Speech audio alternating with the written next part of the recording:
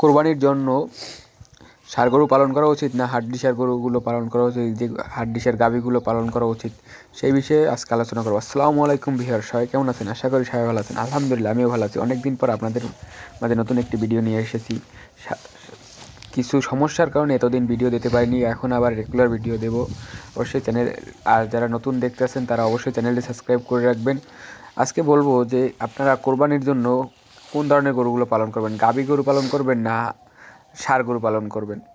আর যেহেতু সামনে কোরবানি, তাই এখন একেবারে সীমিত সময় আছে, অল্পের মধ্যে যদি কেউ গরুর খামার করতে চান বা এই 3-4 মাসের জন্য গরু পালন করতে চান, এখন কিন্তু গরু পালন করার সঠিক সময়।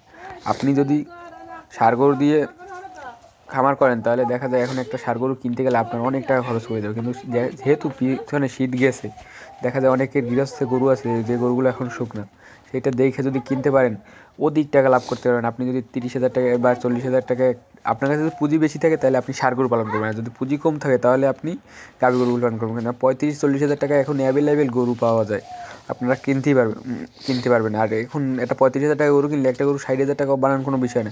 প্রত্যেকটা গরুতে এই 3 মাসে 25,000 টাকা করে, ধরেন ওই গরুটা এই 3 মাসে 5,000 টাকা করে খাইলো, 40,000 টাকা, তারপর 20,000 টাকা লাভ। আপনি কিন্তু আপনি যদি আপনার কাছে যদি 1 থেকে 1.5 লাখ বা 2 লাখ টাকা হয় তাহলে কিন্তু আপনি এই যে কাজটা করতে পারেন। বসে না থেকে আমি মনে করি এইসব কাজ করাই ভালো। এই বলে আমার ভিডিওটি শেষ করছি।